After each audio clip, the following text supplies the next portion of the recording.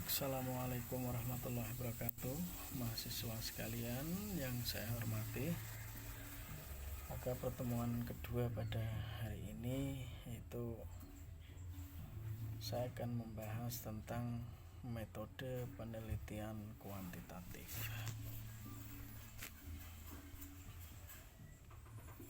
Oke, proses penelitian. Jadi semua penelitian itu berawal dari memiliki proses, yaitu yang berasal dari masalah. Semua penelitian berawal dari masalah atau tema yang dipilih. Jika dalam tugas akhir skripsi biasanya kan tema yang dipilih atau masalah. Nah, penelitian ini sama, penelitian lapangan atau penelitian dalam penggunaan apapun biasanya masalahnya. Dan masalah ada proses teoritiknya, hipotesis, uji hipotesis, kesimpulan. Sama kan? Ada masalah, proses empiris, data, uji hipotesis, dan kesimpulan. Nah, penelitian sendiri berdasarkan paradigma. Pendekatannya ada penelitian kuantitatif, ada penelitian kualitatif. Berdasarkan fungsi penelitian itu ada 3: penelitian dasar, penelitian terapan, dan penelitian evaluasi, serta penelitian pengembangan. Kemudian berdasarkan jenis metode itu ada penelitian survei korelasional, survei komparatif, eksperimen, action research, dan grounded research. Nah, penelitian sendiri menurut tadi paradigma atau pendekatannya itu kan ada 2, dan secara garis besar memang orang memahami penelitian itu ada 2 macam, kuantitatif dan kualitatif. Perbedaannya terdapat pada apa? Inferensial, pada pola keterkaitan atau pola hubungan atau pola perbandingan. Nah, kalau kualitatif berdasarkan kasusnya. Kemudian pada penelitian kuantitatif variabel. Jadi yang diteliti itu adalah variabelnya. Ada variabel X, variabel Y. Di penelitian kualitatif ada fokus masalah. Jadi satu saja fokus masalahnya, dideskripsikan, dianalisa, diolah datanya, dan sebagainya. Kemudian penelitian kuantitatif bersifat eksplanatif, sedangkan penelitian kualitatif eksploratif. Penelitian kuantitatif mengukur, kemudian penelitian kualitatif mengungkap. Mengukur itu ya mengukur perbandingan, mengukur hubungan, mengukur sebab akibat, dan sebagainya. Kemudian kuantitatif instan baku, institusi baku. Jadi memakai rumus-rumus yang baku. Masalah tertentu, variabel tertentu diteliti dengan harus menggunakan rumus yang tepat, uji hipotesis yang tepat. Kemudian pada penelitian kualitatif, peneliti sebagai institusi terserah peneliti mau menggunakan metode apa, mau menggunakan pendekatan apa. Penelitian kuantitatif menganalisa data.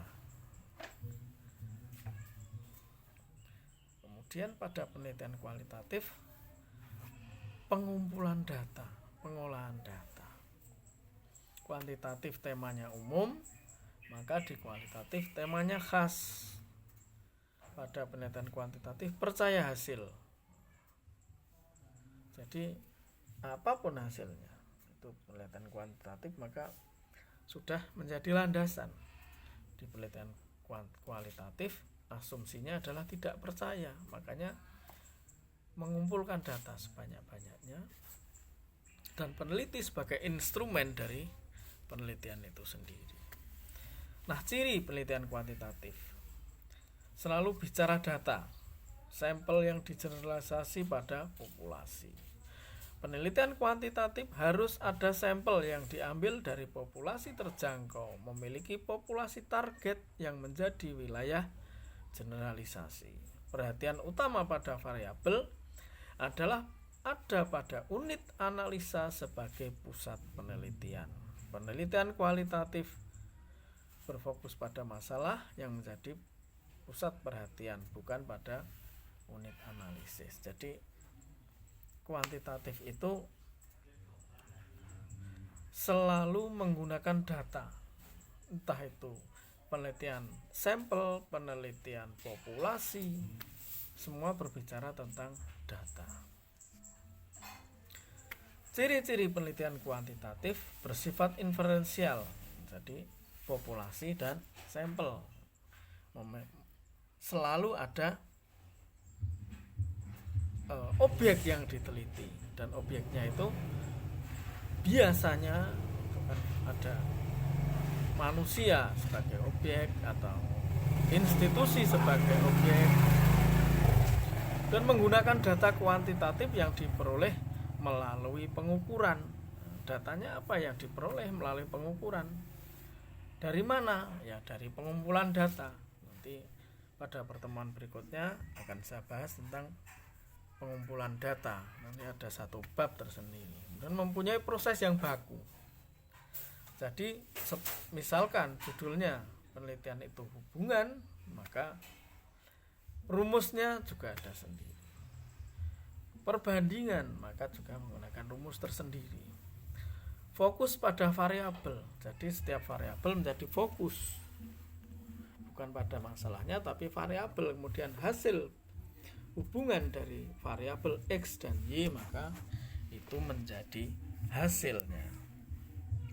Sasaran kajian adalah unit penelitian atau analisis menggunakan teknik statistika. Biasanya pada skripsi di S1 menggunakan rumus product moment ketika membahas tentang hubungan. Salah satu contohnya seperti itu. Variabel penelitian adalah variabel sendiri adalah konsep yang mempunyai variasi nilai secara konsep. Secara konsep, variabel dibagi atas variabel faktual atau indikator konkret dan variabel konseptual. Variabel dapat dibagi atas variabel kontinum dan variabel diskontinum. Berdasarkan skala pengukurannya, variabel dapat dibedakan atas nominal, ordinal, interval, atau rasio. Nah, macam-macam metode dalam penelitian kuantitatif. Satu, deskriptif. Nah, di deskriptif sendiri sebenarnya di kualitatif juga ada. Nah, di kuantitatif ada, makanya tapi untuk pengerjaan tugas akhir, karena mata kuliah ini nanti hubungannya kepada tugas akhir Anda, skripsi Anda, maka penelitian dengan metode deskripsi tidak bisa digunakan secara utuh. Jadi harus menggunakan metode yang lain selain deskriptif itu sendiri. Metode perbandingan misalkan di dalamnya ada deskriptif, maka dipersilahkan. Dan penelitian perkembangan ini biasanya pada meneliti perkembangan suatu objek, perkembangan anak didik atau perkembangan kemajuan suatu pembangunan di suatu daerah. Nah, itu bisa menggunakan metode ini. Penelitian tindakan kelas. Penelitian tindakan kelas sekarang lagi booming. Jadi Anda suatu ketika harus mampu untuk melakukan penelitian ini.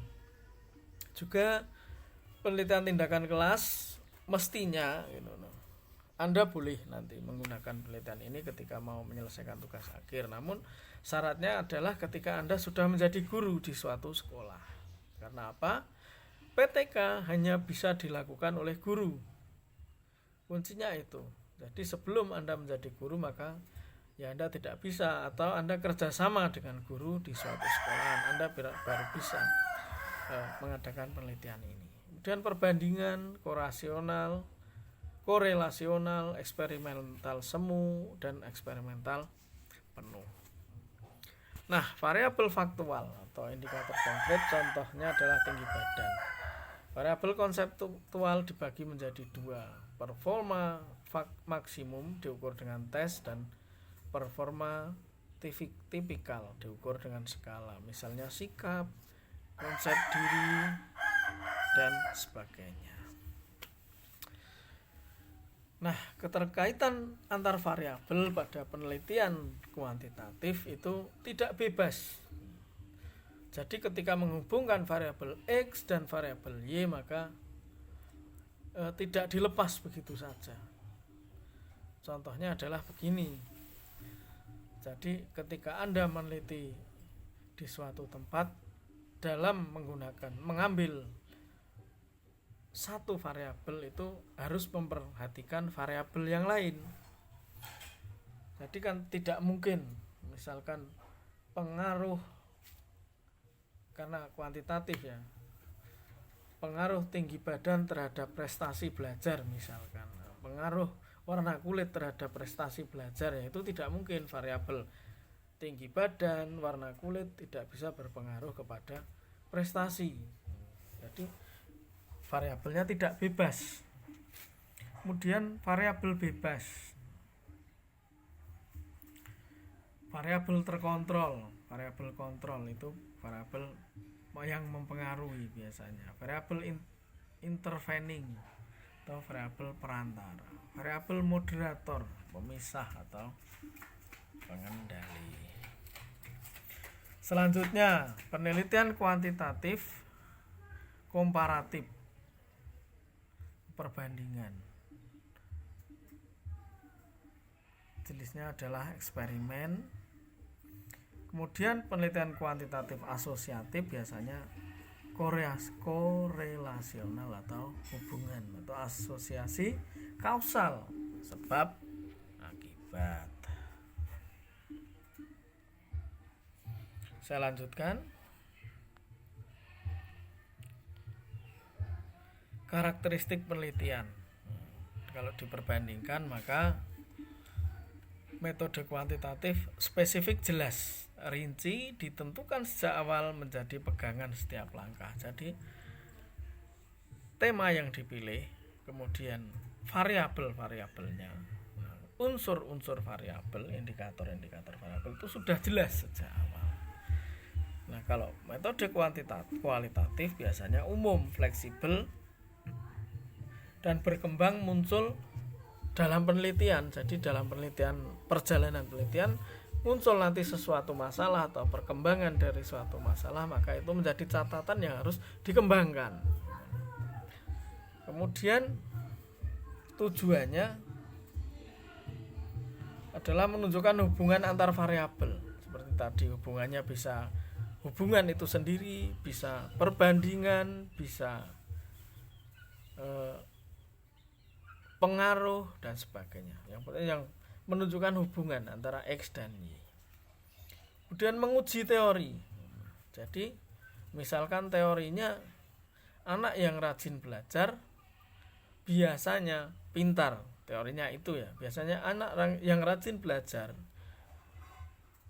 biasanya prestasinya bagus. Nah, itu akan diuji dengan variabel. Nah, variabelnya siswa, anak itu diambil sampel dalam satu populasi, kemudian diuji yang rajin belajar, kemudian dilihat, ternyata benar, ternyata salah.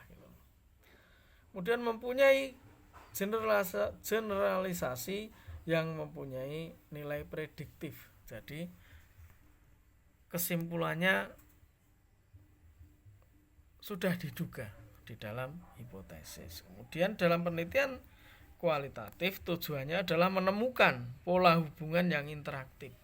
Jadi bukan menemukan hubungannya baik positif atau negatif, signifikan atau tidak signifikan, tapi menemukan pola hubungannya seperti apa, menemukan teori. Jadi berangkat dari masalah-masalah yang khusus, kemudian dikembangkan dan sebagainya, maka akan menemukan teori baru, mengembangkan realitas yang kompleks. Jadi berangkat dari asumsi-asumsi yang ada di masyarakat atau di buku, kemudian diteliti dalam satu objek penelitian. Nah, akhirnya peneliti mampu menemukan sesuatu teori atau apa yang baru dari penelitian itu. Kemudian memperoleh pemahaman makna. Jadi inti dari penelitian kualitatif adalah pada makna. Jadi ketika sudah melakukan, maka peneliti benar-benar mendapatkan sesuatu yang baru atau yang bermakna. Tekniknya adalah kuantitatif, kuesioner, observasi, wawancara, terstruktur. Kemudian dalam penelitian kualitatif ada observasi partisan, interview, dokumentasi, dan triangulasi. Tes angket, instrumennya penelitian adalah tes. Jadi objek dites, dilakukan tes atau angket. Angket itu jika tes itu pertanyaan yang jawabannya bebas namun terarah. Nah, angket itu adalah jawaban pilihan, pertanyaan yang dijawab dengan jawaban pilihan dan skala, berskala, misalkan setuju, kurang setuju, tidak setuju, dan sangat tidak setuju. Nah, angket seperti itu. Wawancara, daftar wawancara. Jadi ketika mau melakukan wawancara, maka daftarnya sudah disiapkan, bukan bebas yang ditanyakan, instrumen yang telah terstandar. Jadi apa yang dikehendaki atau variabel itu sudah digali dulu teorinya, kemudian hal apa saja yang berhubungan dengan variabel penelitian. Nah, di situ peneliti sudah mempersiapkan apa-apa yang akan ditanyakan. Berbalikan dengan kualitatif, peneliti sebagai instrumen, jadi peneliti bebas mengembangkan arah penelitiannya. Buku, catatan, tape recorder, kamera, handycam, peralatan lain yang menunjang diperlukan dalam penelitian ini. Karena apa? Biasanya segala sesuatu tidak terduga dalam penelitian kualitatif. Nah, kemudian dari data di kuantitatif, hasil pengukuran variabel dioperasionalkan dengan menggunakan instrumen. Jadi apa-apa yang dalam variabel itu semua menggunakan instrumen, angka biasanya. Nah, dalam kualitatif itu berbentuk deskripsi atau pemaparan, dokumen pribadi, catatan lapangan, ucapan, tindakan responden, dokumen lain yang menunjang. Sampelnya jika kuantitatif besar, representatif, sedang mungkin random, ditentukan sejak awal. Sampelnya di kualitatif kecil, tidak representatif. Jadi ya terserah nanti menemukan apa data di lapangan. Tidak ada paksaan atau tuntutan untuk seberapa besar sampelnya atau objek yang ditelitinya. Karena apa? Dalam penelitian kualitatif nanti akan menemukan sampel jemu. Jadi ketika sudah melakukan penelitian dan hasilnya sudah sama semua, hampir semua sudah ada yang mewakili, maka sudah selesai penelitian itu. Tinggal membuat laporan. Nah, berkembang saat penelitian. Jadi segala sesuatunya di kualitatif itu berkembang saat penelitian. Analisanya setelah selesai pengumpulan data. Jadi deduktif. Menggunakan statistik untuk menguji hipotesis atau mengolah datanya. Hubungan antara responden dibuat jarak agar objektif. Kedudukan peneliti lebih tinggi dari responden. Jadi apapun peneliti itu yang mengendalikan penelitian. Jangka pendek sampai hipotesis dapat dibuktikan. Saya lanjutkan saja. Nah, silakan Anda baca. Kemudian melangkah ke etika penelitian. Penelitian itu yang pertama adalah asasnya atau etikanya adalah jujur, kejujuran. Itu penting. Ketika Anda meneliti, yang pertama yang Anda lakukan etikanya adalah harus jujur. Kemudian yang kedua, objektif, apa adanya. Data yang diperoleh tidak perlu diolah untuk mendapatkan hasil sesuai keinginan, tapi orientasinya adalah hasilnya adalah sesuai dengan hasil olah data itu sendiri.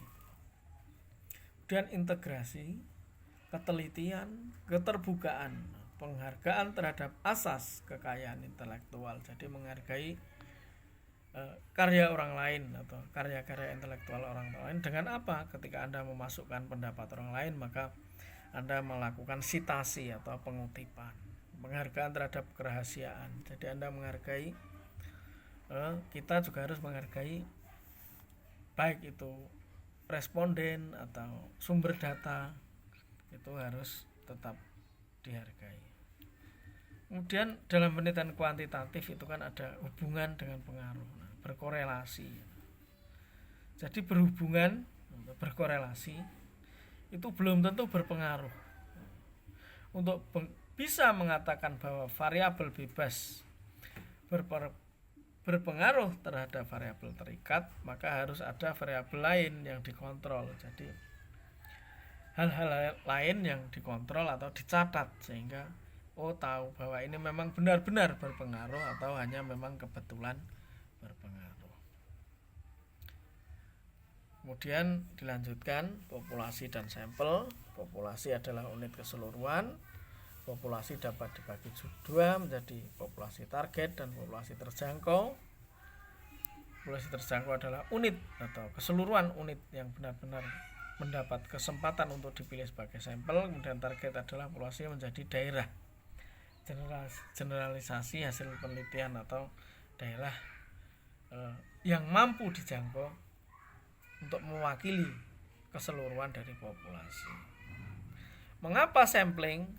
Sampel adalah sebagian dari unit yang ada di populasi yang benar-benar dipelajari atau diselidiki, atau wakil sebagai populasi, jadi sampel ini. Nah, alasan menggunakan sampel adalah keterbatasan tenaga, waktu, biaya, atau banyaknya populasi. Jadi, cukup diwakili dengan sampel. Perubahan parameter menurut waktu. Ada statistik inferensial yang dapat digunakan untuk membuat kesimpulan tentang populasi data sampel. Salah satu faktor penentu kualitas hasil penelitian adalah ada 4 pertimbangan. Yang pertama adalah heterogenitas karakteristik populasi atau keanekaragaman karakter dalam objek penelitian. Tingkat presisi yang dikehendaki. Presisi apa? Ketepatan yang dikehendaki. Persyaratan teknik statistik yang digunakan dalam analisa data. Jadi sebagus apapun cara kita, kalau analisanya salah ya hasilnya tidak sesuai, itu saja kan. Kemudian ketersediaan sumber. Ya, sumber tenaga, waktu, dan tentunya biaya. Nah, ini adalah teknik pengambilan sampel. Nanti akan saya sampaikan sendiri. Nah, ini adalah referensi.